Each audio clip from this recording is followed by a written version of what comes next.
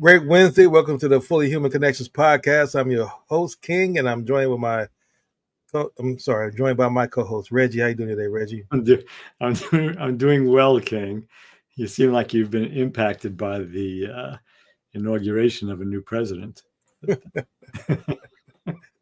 Well, I would say not as much as others, to be honest. I'm kind of so absorbed into what I'm doing and what I'm learning right now that I allow myself a few minutes to kind of get some news, but I don't really process it as much as far as because like it's not going to stop me, and what I'm doing and what I'm planning. So I'm kind of in that space, but I'm looking forward to the conversation. So with that being said, what's your energy number today? Yeah, I'm a 10. I actually have that energy. I choose to have it, but I didn't have to. I didn't get it by making the choice this morning. I have good energy. Um, Firing on all syllables, all syllables, except for my language. That would be cylinders, not syllables. But I'm glad I caught that mistake before you did. So that's one of my goals in life is when I make a mistake to say it out loud and point to it before somebody else corrects me.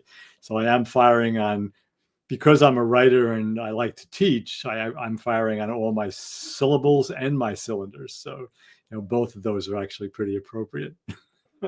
Well, since we're in that phase of living in the ego and greed and selfishness and shadow elements, I'm gonna try to listen intently and catch anytime you make it slip and try to jump in there before you point it out. So that's going to be my task going forward this year to try to catch any slip you make and jump in there before you correct yourself.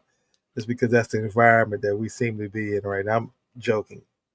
Well, no, that's great though, because I like competition, and I'll be honest. I mean, because of that environment, I'm very willing to say there's no way you could win that competition.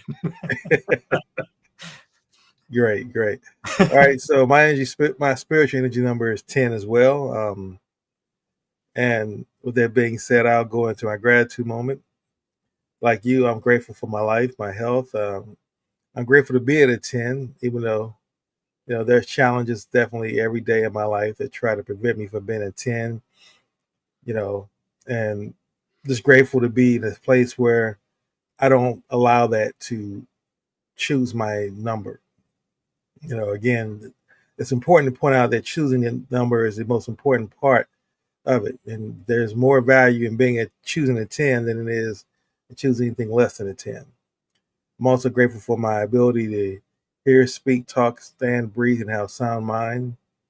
That 24 hours to be alive and be connected to the love energy of my mom. My mom's still alive, and even though her day doesn't provide as much productivity as she wants, but the fact that she's still alive and has love energy and still has sound mind is a blessing every day, and grateful for that. I'm grateful for the infinite possibilities that this day is going to provide. I'm grateful for what I've learning now in the past few weeks and just how information is so ready and available. It's pros and cons to that, of course. I'm grateful for the fact that I have a strategy. I have principles to govern my behavior, my identity as being, I choose to be fully human. So I view the information I'm receiving within that perspective, in that lens, and not society's definition of who I am and should be and the lens I should prove it or I should view it from. And then finally, I'm grateful for the opportunity to be on a call with you. I appreciate the fact that you always come prepared, you present, and attend to be ready for the show. So those things I'm grateful for today. Yeah, so beautiful as always. So I'll say my standard shtick, even though I repeat it, I really mean it from the depths of my being, that I'm just grateful for. I have indoor plumbing. I have heat, and right now, when I woke up this morning, it was -5 degrees outside. So the heat's important, and it's going to go. I think it just broke zero. A few minutes ago. I'm not going to look and see, but it's cold. Hmm. have a refrigerator with food in it, have all the food I want. Even though the price of eggs is up a little bit because of the bird flu, I can still afford to buy eggs. As far as I can tell, my mind is still, functioning well, and my body has its aches and pains, but I can still do pretty much what I want to, although I can't run anymore, which I stopped doing that 2 decades ago. And I'm just grateful for good friends and for the freedom to be able to do what I care to do for my livelihood and for my vocation. So I can make a little bit of money and I can just spend time doing things that I think are important according to my own value system. I'm not trying to stick my round peg into some company's square hole or vice versa. And so I'm really grateful for that. So so I know that I'm in a better position than probably 90 something percent of the people on the planet, just by being able to say what I just said and to be on this call with you on a Wednesday morning in January of 2025. We're both inside, we're both warm, and we're both reasonably safe. And that's sad to say, that's a big deal. Absolutely, it is. Absolutely, it is. So now that we got our gratitudes out of the way and talked about our spiritual energy numbers, and it always sets the really a very positive tone for the show. And so now, with that being said, why don't you walk us into our topic for today? Yeah. So what we're going to do is at your suggestion. So this was not an idea that I had, but your suggestion since the last time we spoke live. When I'm saying that, just in case it doesn't work out, we'll know who to blame. But more seriously, so we've been in conversation for about 2.5 years about healing America's narratives. My book from 2022, subtitled "The Feminine, the Masculine, and Our Collective National Shadow," and we're going to continue to have that as a foundation for our conversations. I want to say the shadow traits out loud because they'll help me introduce where we're going next.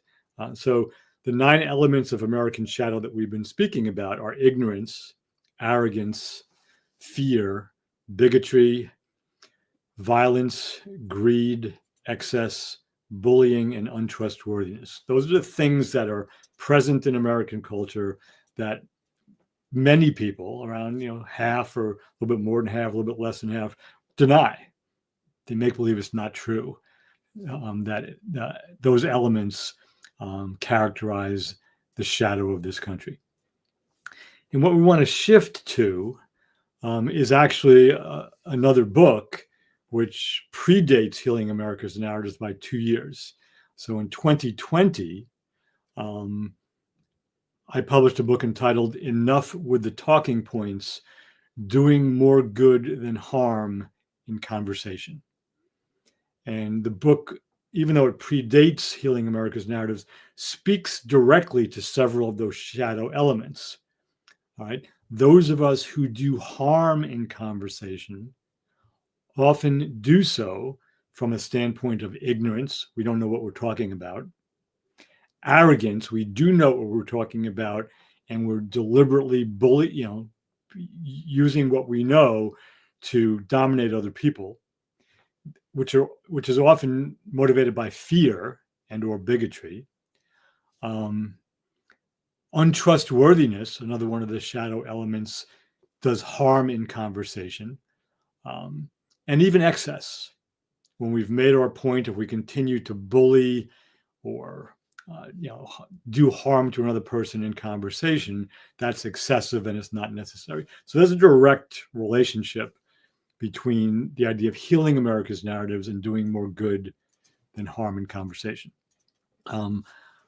Among some of the specific elements that we'll address in doing more good than harm in conversation, one that's very familiar is cultural givens, knowing my cultural givens, so that when I speak, I know that it's myself who's speaking and not what Thomas Merton called the anonymous authority of the collectivity or culture speaking through me. And we'll have more to say about that. Something as basic as telling the truth. That it used to be basic anyway. It no longer seems to be. But to tell the truth in conversation, the whole truth. In other words, don't leave anything out, and nothing but the truth. Don't pad the truth with semi-truths or lies. Tell the truth.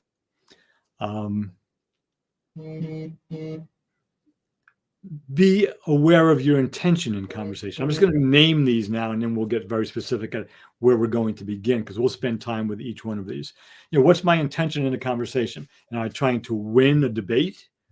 Am I trying to persuade somebody? Am I trying to teach somebody something?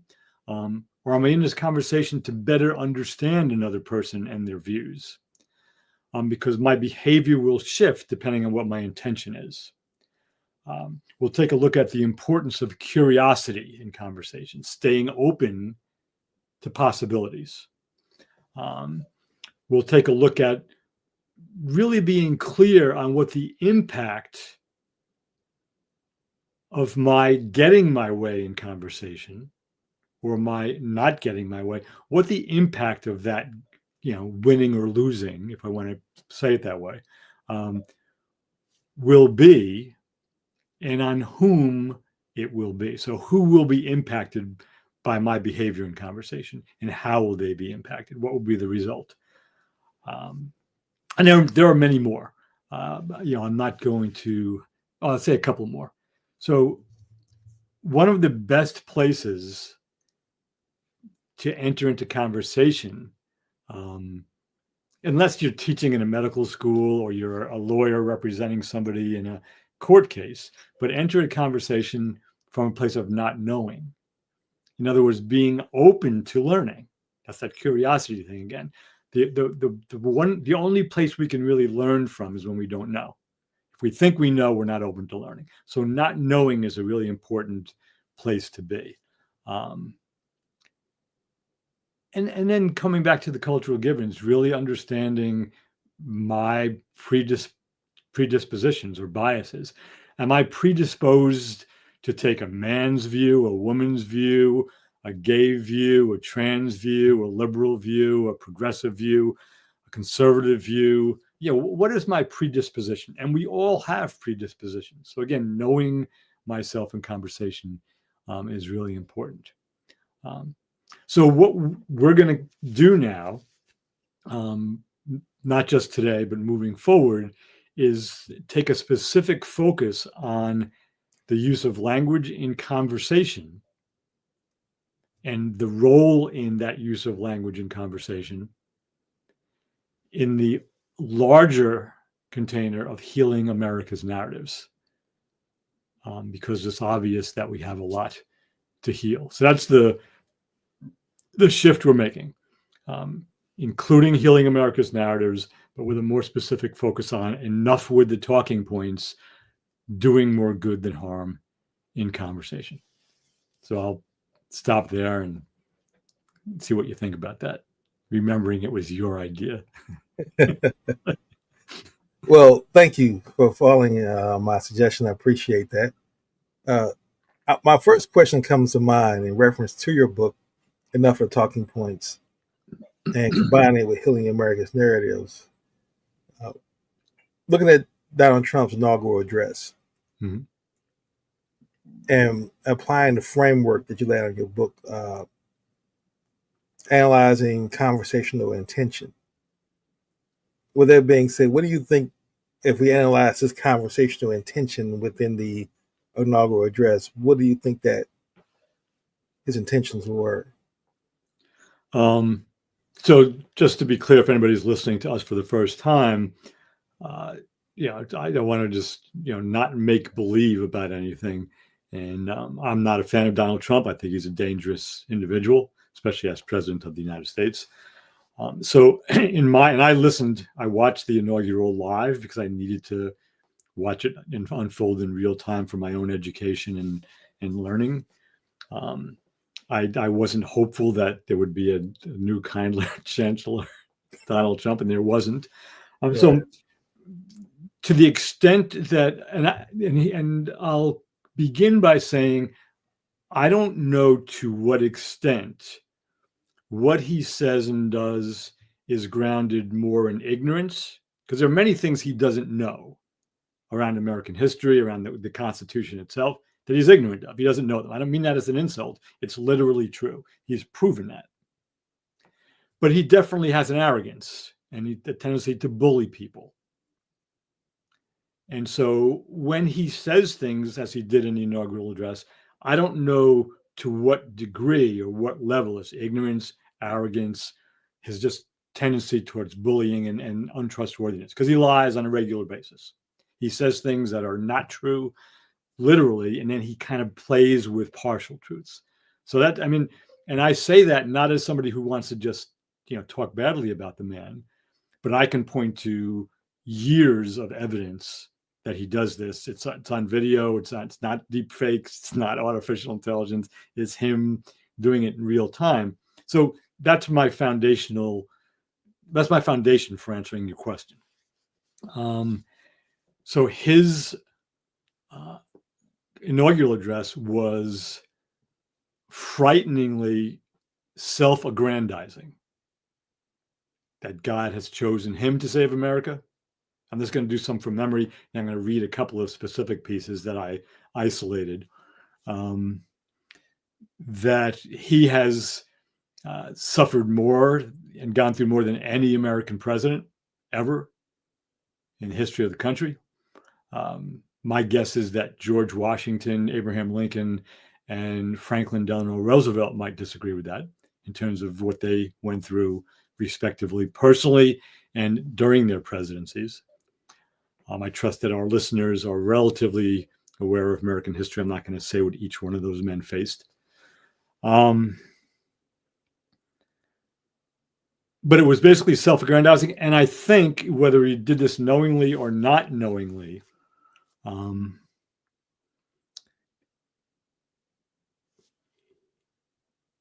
he specifically used certain words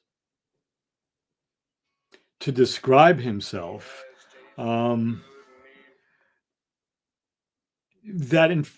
were completely dissonant from what he was saying. So he said it was time to be compassionate. It was time to be a unifier. And in fact, he then went on to horribly attack Joe Biden for 4 years, just dismissed him as having betrayed the country. There's lots of evidence that, in fact, Joe Biden didn't betray anybody. Maybe some people in the Democratic Party would think that he betrayed the Democratic Party by staying in office too long, before he decided not to run. But that actually helped Trump, didn't hurt him. So there was a self-aggrandizement, which is what he's about, making himself look good and being the guy in control. And then he just flooded the address with so many misstatements and lies and partial truths that it makes it very hard for people to keep up with him. Now, back in 2016 or 2017, Steve Bannon, who was then an advisor to Trump, said that the Democrats weren't the enemy, the media was the enemy, and the way to deal with the media was to flood the zone with shit, meaning there's just too much stuff they'd have to keep up with, and nobody can track all of it. And they did that. They did it very successfully. I think, Trump promising to, come up with 200 executive orders in his first day, he actually did 26, which is quite a number, is part of that, keeping up with what he planned on doing. So it was self-aggrandizing, it was dishonest, it was belligerent towards the outgoing president, who was very gracious to him and who upheld the tradition of the peaceful transfer of power, which Trump himself refused to do in 2020 and 2021, when he incited an insurrection and didn't attend Biden's inauguration. So there's a level of hypocrisy there too. It was a statement from a man who's dangerous to democracy. Now, I can get more specific if you'd like me to. but the only thing I'll say about him, he kept his word in one regard. He said the things in his inauguration that he said he was going to do. And then he did them through executive orders, trying to overturn the 14th Amendment to the United States in terms of birthright citizenship, releasing the people who attacked the Capitol Police and the Metropolitan DC Police on January 6, 2021, and who vandalized the Capitol building itself. He commuted and pardoned all of them, including the most violent among them. So he said he was going to do these things, and he did them, effectively saying that he was going to stop the weaponization of the Justice Department, where he's really been the only person that's weaponized the Justice Department. So that's the projection thing again. So it was this, even as I hear myself describing parts of this, you can hear how flooding the zone with shit works. Because there are so many things he said and is trying to do. Already there are 22 lawsuits just on the 14th Amendment, birthright citizenship. 22 states are suing him to stop this executive order from going through.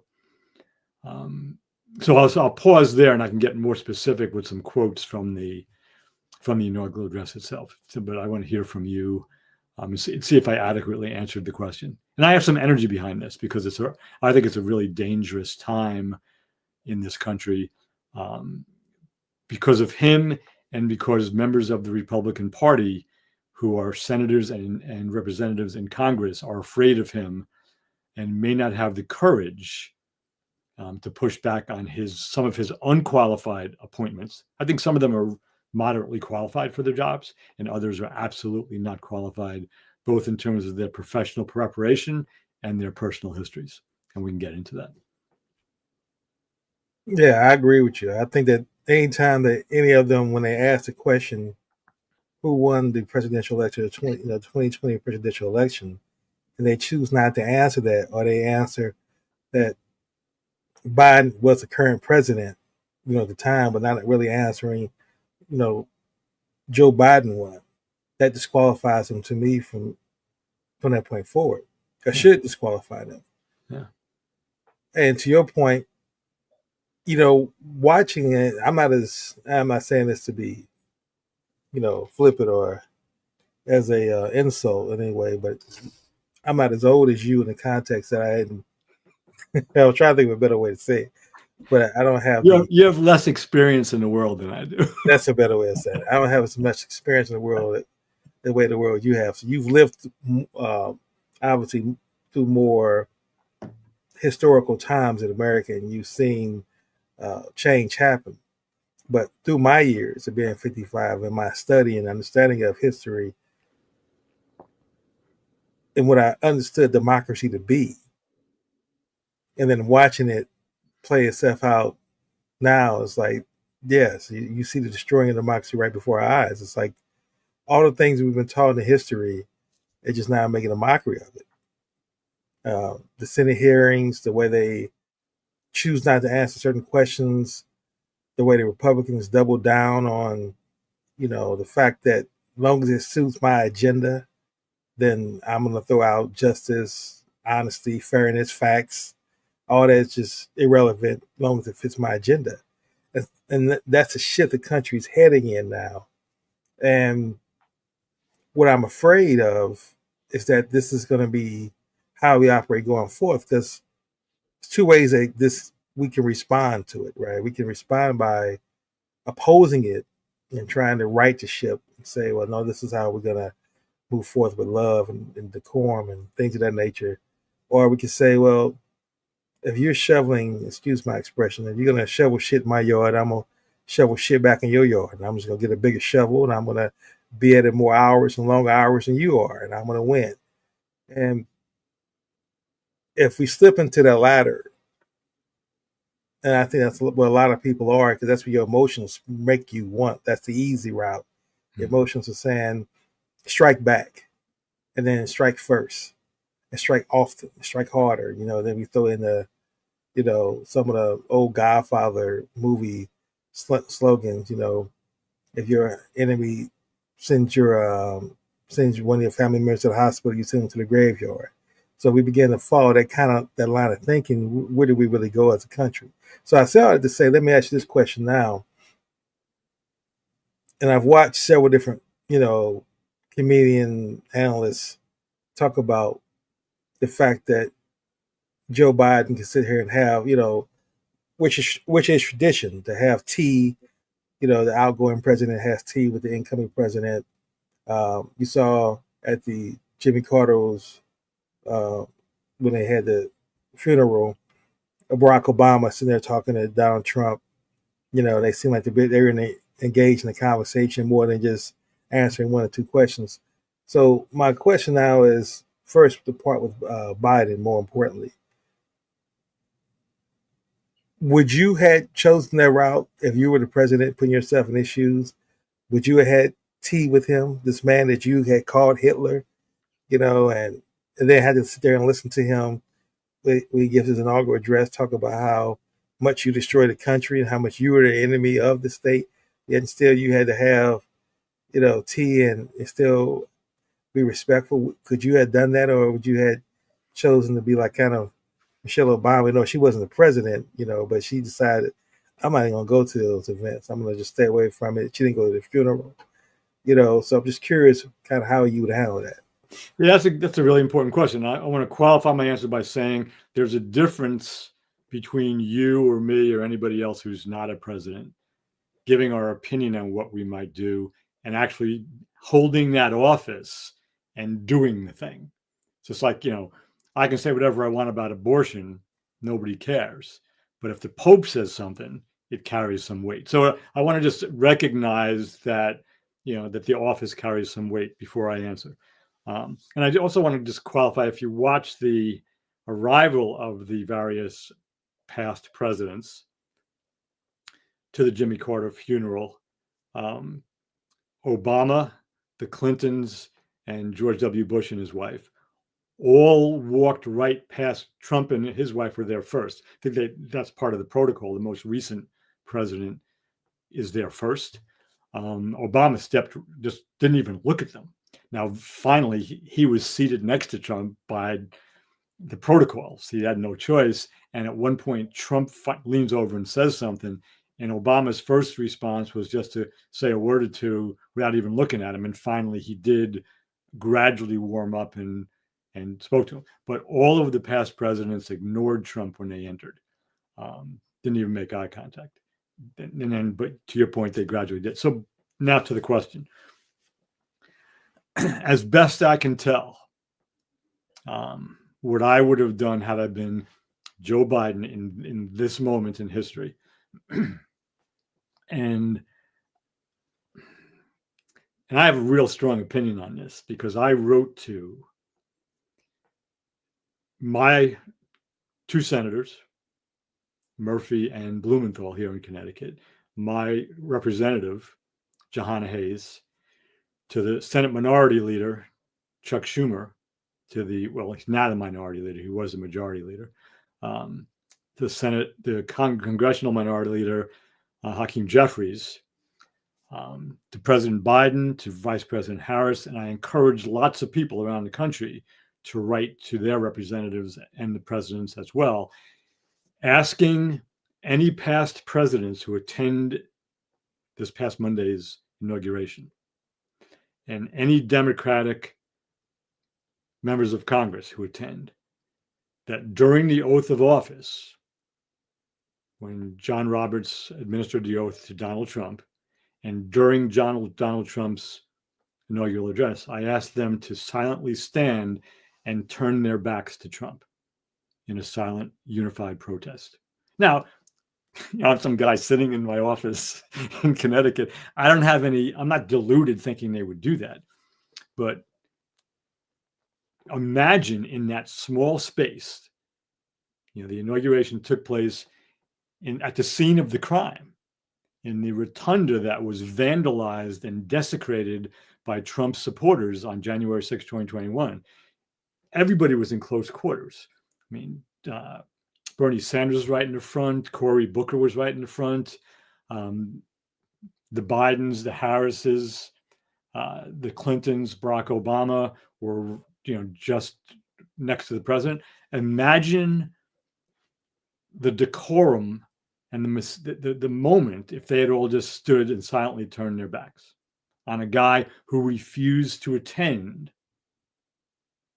Joe Biden's inauguration in 2021. So that's where I come from. So if I'm Joe Biden, again, I'm not avoiding the question, but I wanted to provide the backdrop.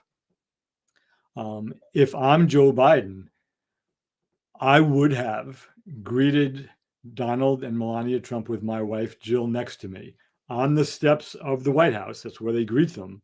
And before they walk in to have tea. And I would have said to him, because you incited an insurrection in 2021, because you have consistently denied that I won the presidency by 7 million votes and the Electoral College, because you didn't attend my inauguration, you are not welcome in this house until after your inauguration, when you're actually the president of the United States. So turn your sorry orange-haired ass around with your wife, get back in the car, and go do something else for the next hour. But you're not welcome in this house. And I have a Secret Service detail right here, because you're just another guy. You're not president of the United States. Don't try to come in. And I would have turned around and walked away from him. And I would have made sure it was recorded. Because this is the United States, the media across the board, and they do this every 4 years, and I understand it, and it is unique in ordinary circumstances. The big peaceful transfer of power, the beacon of democracy. This is how we do it in this country. We're opponents, we campaign and we debate and we do this, we do that. But once the election results are valid, there's a peaceful transfer of power. There wasn't a peaceful transfer of power because Donald Trump broke the chain in 2021 with the insurrection and then not attending the inauguration. And the media should have been saying, this is a dangerous man we've just elected. He says he's going to overturn the 14th Amendment. He says he's going to release violent criminals. He says, and said, we're just patting ourselves on the back. Look what we can do. So I have real strong opinions about that. I would like to think that somebody would have had more courage. And I have a lot of respect for Joe Biden. He ended up being put in a really difficult situation. I disagree with the preemptive pardons, but I understand completely why he did that. Because the guy in the White House now has already proven that he's dangerous to protect some people who deserve protecting. But there's a precedent there that the United States Supreme Court, under Donald Trump, has created. The president, while he's president, can do whatever he wants because he has immunity. So it's a real mess. And the guardrails and safeguards that we thought we had are shaky at best, crumbling at worst. And we're going to see what happens, because Trump has many judges in the federal court system now who are not objective, who are there because of him and they want to please him, including obviously in the Supreme Court. But I would have told him to turn his sorry ass around. If I were president of the United States, you're not coming in here until after the inauguration. So go do something else. And Trump would have then talked about how insulting it was and what a little man I was if I were and how I wouldn't let him in. But that's a guy who didn't attend. Like, he plays that game. He projects. He does horrible things. And he says, oh, they're saying bad things about me. Yeah, that's his game. He plays victim. Yeah. Yeah. And so, I mean, I love language, and I love we're doing the work of truth, which in the words of Parker Palmer, is truth is an eternal conversation about things that matter, conducted with passion and discipline. So in other words, the truth isn't this one static thing. Right? The truth is that 400 years ago, slavery was legal. The truth is that today slavery is illegal. The truth used to be that the world was flat. The smartest people on the planet thought it was true. The world is no longer flat. So when we're presented with new evidence, the truth evolves. Should there be debate about it, both passionate with positive emotion and with discipline, intellectual rigor? Absolutely. But there are people now in positions of great power who have no respect for any kind of truth, and they're willing to say anything to get their way, and that's frightening. And there are, millions of Americans who are either ignorant enough to go along with that or arrogant enough to disagree with it, and that's a real dangerous thing for democracy. So with that being said, and kind of really taking your last sentence, a dangerous thing for democracy, what do you think that what Joe Biden did as far as, honoring historical decorum and tradition by having tea with him, despite, again, calling him Hitler and all the things that he's done, you think that was better for America to put aside his personal biases and follow tradition? Or you think that it'd been better for America for him to, again, I know, you can't speak for Biden, but I'm just saying, give me your opinion on what you think that, how that's going to impact history from this point forward. Because in my opinion, I'll say that first, I think it normalizes its behavior. It's like saying, but basically all I was saying during the year was just, typical politics. He was saying bad things about me. I was saying bad things about him. But at the end of the day, we're all good.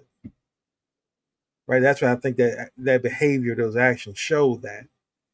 So it's like, when I say he's a threat to democracy, I really didn't mean that. It was just, I was trying to win the presidency or have my party win the presidency.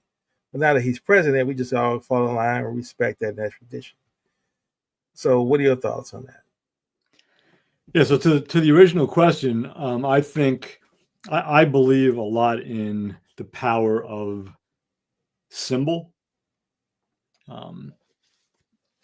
Donald Trump has incited violence against others. He has told lies about others that did great harm to them. So he has taken literal action that hurts other people. And he's suggesting we should do more of it. In fact, he's arguing to do more of it. I believe that Joe Biden honoring that tradition, and again, easy for me to say, I'm not the president of the United States, but I think that the symbolic impact of him stopping Donald and Melania Trump on the steps of the White House when they're going to come in for their tea. And this is a guy who has been horrible to the country and to the president, Joe Biden. Trump has been horrible. Just basically say, you're not coming in. Turn around and get back in your car. The camera's running. And then for Biden to say it out loud so that people can hear it, he can speak to the press. There would have been a way to record it, I'm sure. Nobody got hurt. It's a symbol, right? You're not coming into this house until you're president of the United States. And there's ample evidence as to why not. Same thing with the Democrats and the past presidents turning their backs during the inauguration. Powerful symbols, because the Democratic Party and any independents and any of the scared Republicans who are hiding in corners somewhere, who don't like Trump but are afraid to speak up, they have to provide the American people with viable options. We can call it opposition, but I read something in one of the Eastern European countries where they spoke about not providing, we don't call ourselves opposition, we call ourselves a better option. And they have to come up with ways to show the American people that there's a better option and that there are better options.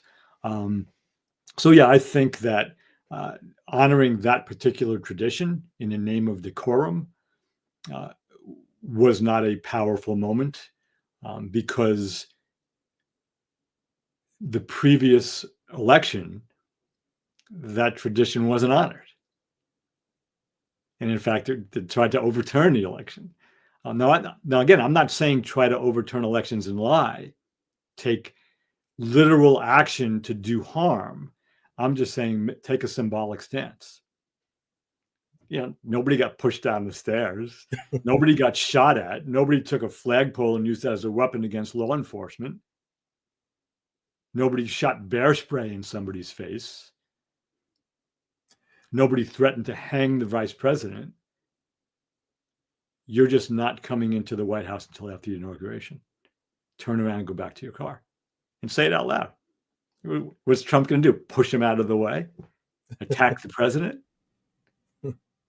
And that's why, again, I'm repeating myself, but even the symbolic notion of standing up during the oath and the inaugural address, it put, the Trump supporters in the rotunda.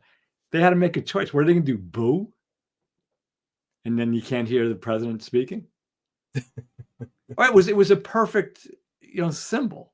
And nobody, none of the people who open the mail or read the emails or get the messages or answer the phones passed it along to the people that, it was sent to.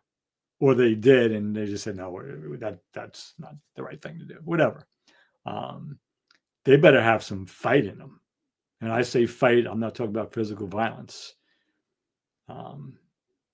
Where are the smart people? Where are the experts? Where are the lawyers? Where are the people that we've elected? Because democracy is in great danger. You think it was out of fear that, like, he's afraid of, like, even, I know we're just speculating right here, but I'm just thinking as you're laying that out, I'm thinking about the fact that, again, Obama, what he did to Obama, whole birther thing, what he said about Hillary Clinton, so Bill Clinton had a reason to not attend. Barack Obama had a reason. Again, Michelle Obama did not attend. So you think that the folks who did attend and went with it out of tradition, or and trying to say, well, we're the better people, so we're gonna show America that even at times of this kind of uncertainty and idiocy, for the most part, we're gonna sit here and show that we can still be a beacon of light? Or do you think that if they decide not to attend the inauguration, and now Trump's retribution would have been, well, okay, well, you're not going to be here, then you're really my enemy, and I'm going to come out and attack you. So you think you think it was partly fear on their parts for, not making those kind of symbolic gestures you talk about, or even not attending at all? Yeah, so I'm hesitant to speak to anybody's motivation, man. Like, I have no problem saying, if I had been president, I would have stopped him at the gate and not let him in. I don't know if it's fear, but especially about the past presidents. This is what I believe, and there's a tradition. Part of the tradition is that you don't speak badly of past presidents, especially while they're still living. Donald Trump blew that away when he took the oath of office, when he delivered his inaugural address in 2016. He insulted everybody. You're right. He just shattered it. So I don't know if they're worried about their legacies. I don't know what it is, but Barack Obama has a big platform. George W. Bush, who doesn't like Trump at all, could have a big platform. The Clintons have big platforms. And past presidents of the United States, especially Bush, because he's just kept, he could have spoken up as as the living past Republican president, right? He's the only one, right? Yeah. Besides, yeah. And he just chose to stay silent. I mean, that to me, to use the language I grew up with, call it lack of spine, lack of balls, lack of whatever, but you're watching what's happening. And you have that bully pulpit. You're a past president of the United States, and you stay silent. Bill Clinton, George W. Bush, Barack Obama, they should be on their megaphones once a week throughout the duration. And there should be a unified message. And if they think that it's not presidential, right, how are they going to feel when there's no more democracy in America? Which is a little bit more important than whether their behavior seems particularly presidential, because the president's behavior isn't presidential. So again, there are lines to be honored, I think. But if the best and the brightest and the former most powerful won't speak up vehemently and clearly and regularly, we get the democracy we deserve, and it's not in good shape. And God bless people like Anne Applebaum and countless others who've been writing about this stuff for years, for decades, and who are suddenly becoming popular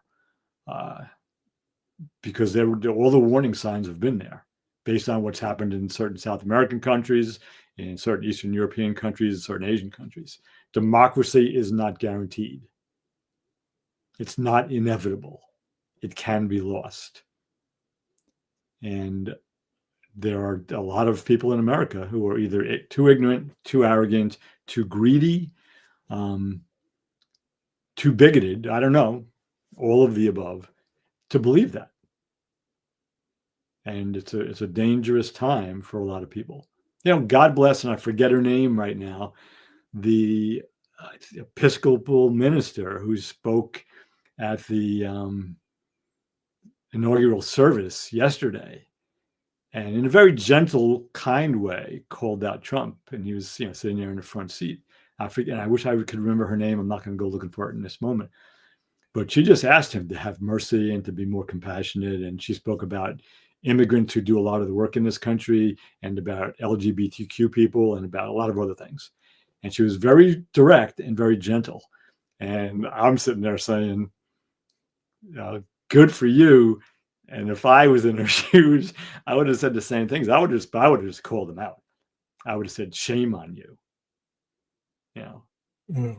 Lack of compassion, lack of wisdom, the dehumanization of other human beings. Shame on you, Mr. Trump.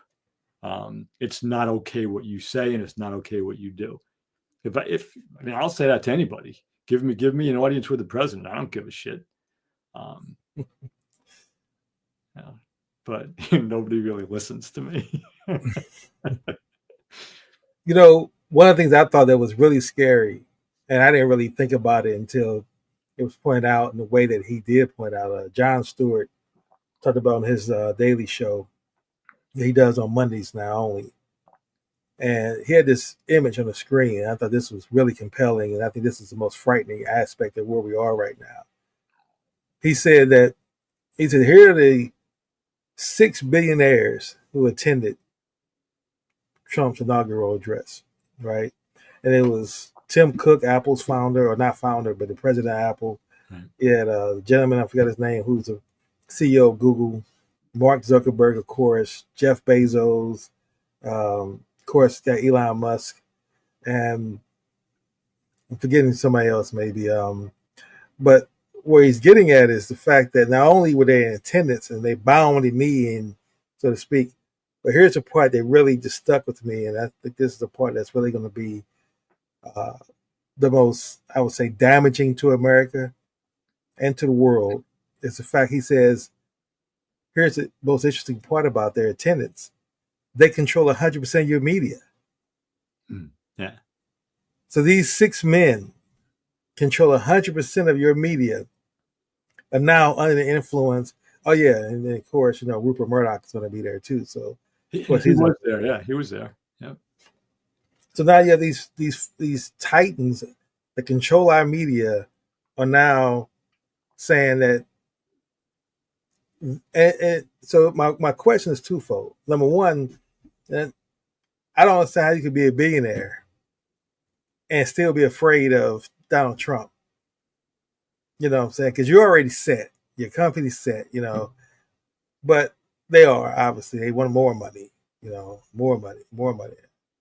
But then now they know they're going to be persuaded to say things that are not going to be negative toward him, or not things that are not going to be harmful to him at all, and they control 100% of the media. So my question is twofold. Number one, again, why do you think they have fear? And again, this is your personal assessment. That's all I'm asking for.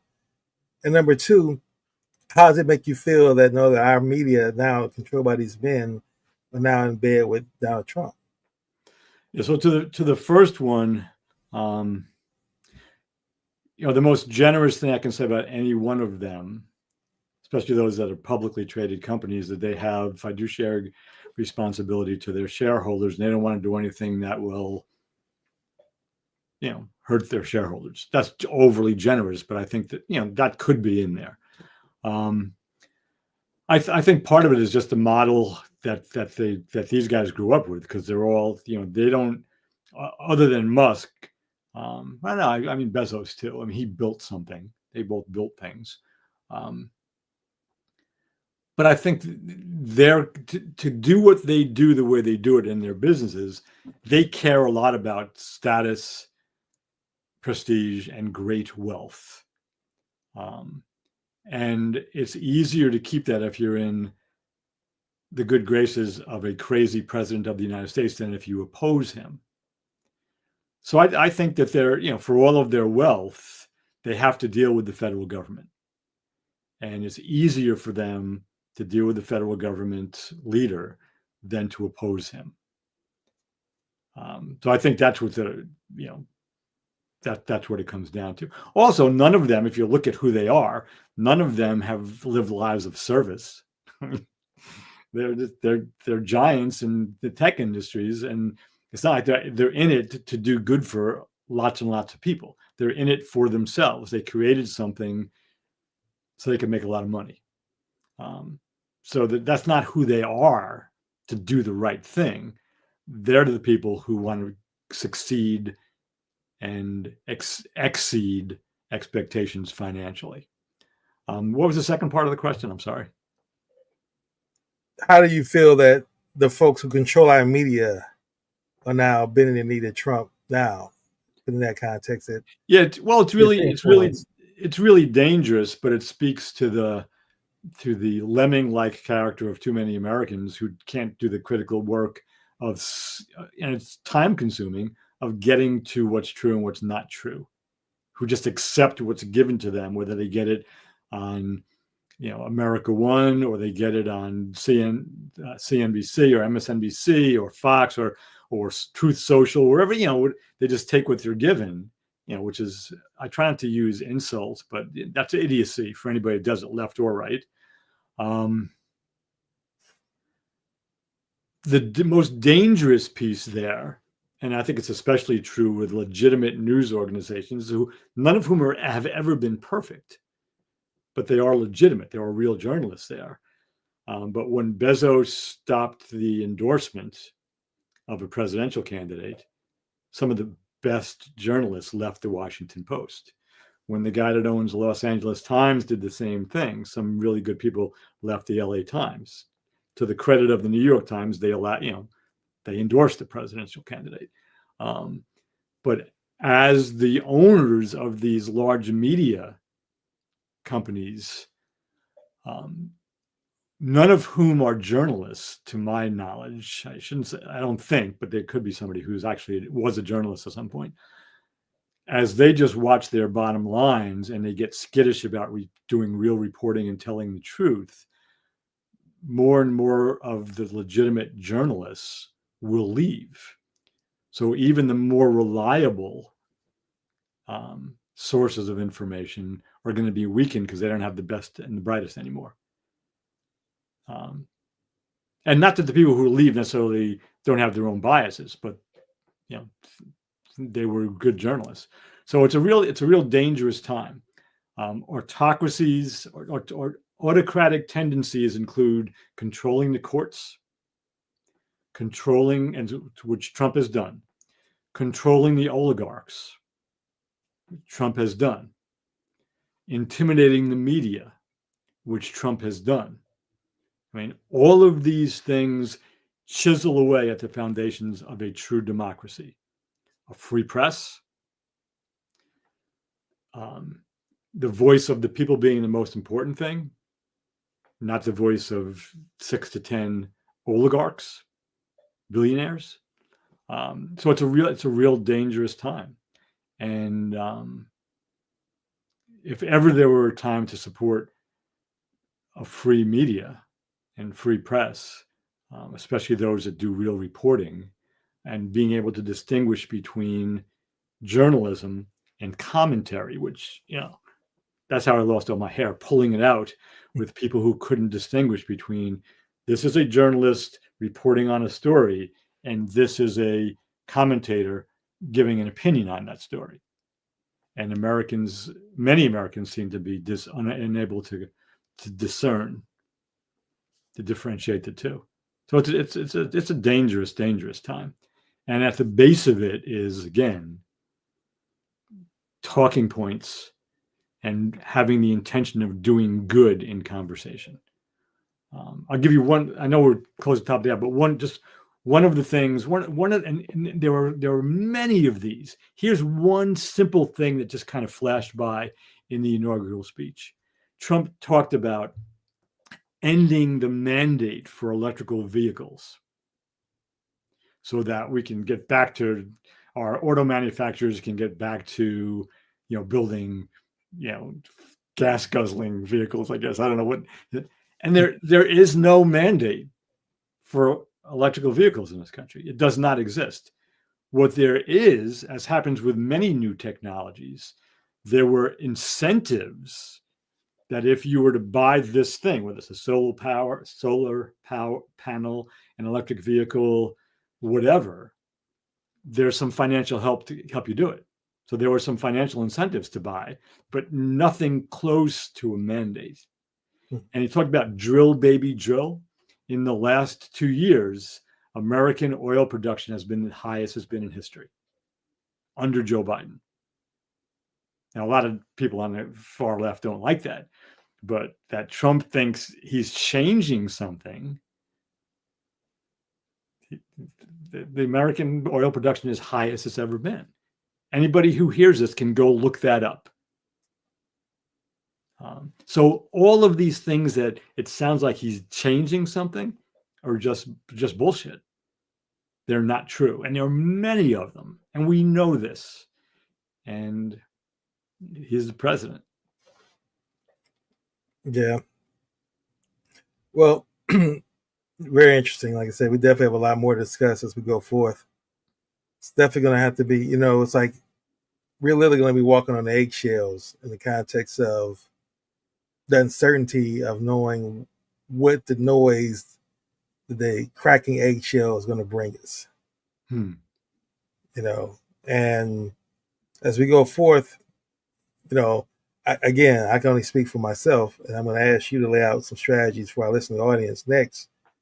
But I started the show by saying my way of staying sane in this world and staying away from anxiety and stress and all the other things you could think about that if you get caught up in a news cycle and can bring you health-wise, mental sanity, is to stay on purpose, focus on higher purpose, look to connect to the energy of love as much as I possibly can, continue to learn things that's making me a better person, living that fully human goal and stay on a course to become a more fully human. So with that being said, and again, that's my own personal mission. I'm not telling anyone else to do that, but just that's what I choose to do.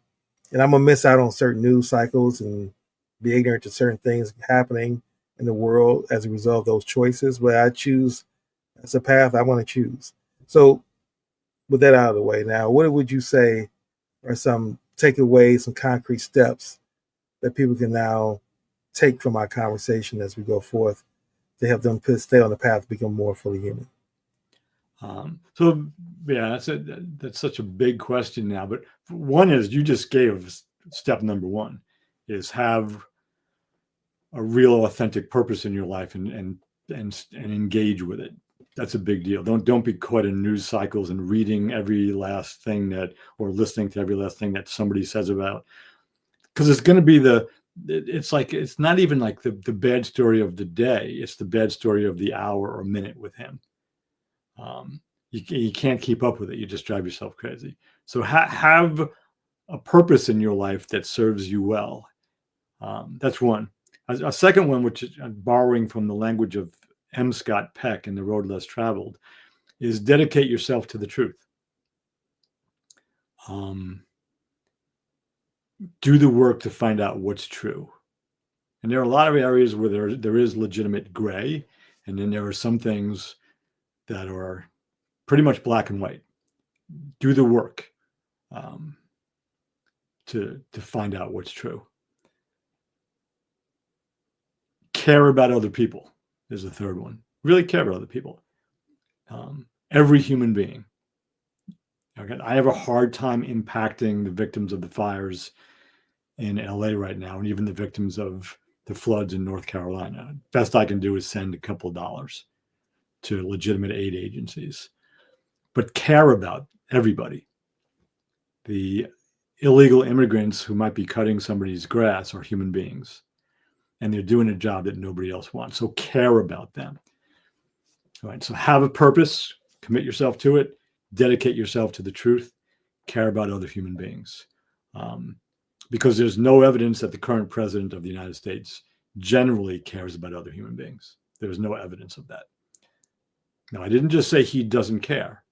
I'm saying I've been aware of him since the late 1970s, and I've seen no evidence of it. So those would be my offerings for now. All right. Appreciate that. Again, thank you, Reggie. As we close out our show, our last portion of our show is to highlight individuals either currently living or may have already passed into the spirit world who have exhibited a habit of being fully human. And again, I'm going to pass the mic to you, Reggie, to see you have someone top of mind that you want to lift up right now as an example of being fully human and give them their flowers. I have several. There's a class of people I'll just generally call artists. And when I use the word artist, I'm speaking about everything from songwriters to poets to painters, visual artists, sculptors, musicians, performance artists, all of them. And there's just one person who I've liked for probably 30 years now, who a lot of people won't know him. His name is John Gorka. He's a wonderful singer-songwriter. It's a great voice. He just performs with himself and his acoustic guitar. And he's figured out a way to do that to an extent that he has put, I don't know if they're graduated yet, but he has put his two kids through college. And I remember songs he wrote about their births. And he used to joke at his concerts that all of the proceeds from today's concert are going to the educational scholarship fund at my house. Talking about he was just trying to put his kids through school.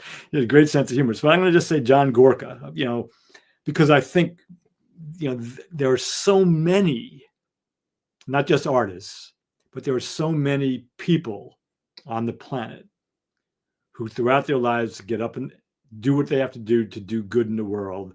And we don't hear about them, whether they're teachers, whether they're plumbers, whether they're local weather people, whatever it happens to be. And so I just wanted to, I just picked out one singer-songwriter, John Gorka, who has made me smile, made me laugh, and who just has pleased my ears for the better part of 30 years. All right. Well, I'm going to choose, I know I've said his name before, but since his birthday was Monday, I'm going to go with Dr. Martin Luther King Jr. And I'm going to go through a whole soliloquy of what he's done. Most people pretty much know that, but I'm going to state the reasons why I'm choosing him this time. And looking at what it took to be a man that can have your life threatened, to be beat, spat upon, FBI monitoring every phone call, trying to destroy your marriage, and you have to filter all that noise out and still step up for the people. Go to places where you know you've been threatened, your life is in danger, and still deliver one of the best speeches each and every time and live up to those expectations. That to me, I can't imagine that right now. And it's so glaringly, I mean, it's so blatant to me of what it took to be a man, and that leadership and that definition of someone who was fully human, because that's so lacking in today's society Hmm. that I don't think anybody would put themselves in that kind of harmless risk where the stakes are nowhere near that high, and they wouldn't even risk their own income. And that's basically what most people would be risking now of any kind of platform. They would risk, well, I probably can't make as much money or more money down the road if I choose this behavior to stand on the side of justice. That's going to impact my ability to make more money. And that's really the only risk they're facing. And they couldn't even do that. So that's why I want to honor him for that. Yeah. To me, he doesn't get enough respect. That gets mentioned. They always talk about the speeches he's done and all those things. But to me, it's standing in there when you know that you're going to die. A harm's going to come to you and possibly to your family. And you still do it. And not only do you still do it, but you do it at the very best that you can. That to me is someone who's fully human. And I lift him up. Yeah. Amen. And the irony that the President of the United States on Monday actually uttered Dr. King's name, for me, was a mixed blessing. That, yeah, I don't think he should be allowed to say the name. I agree. Well, Reggie, we wrap up our today's show. And I want to thank our listening audience again for tuning in today. Whether you're listening live or you're listening as a replay. And Reggie, again, I want to thank you for, again, showing up, being present, being attend, being fully human, always providing some valuable information I can walk away with, that I can learn from, and giving concrete steps to me and a listening audience that we can apply in our lives to stay on the path to be more fully human. Until next Wednesday at 10 a.m. Eastern Standard Time, let's all continue to work on being more fully human. Thank you.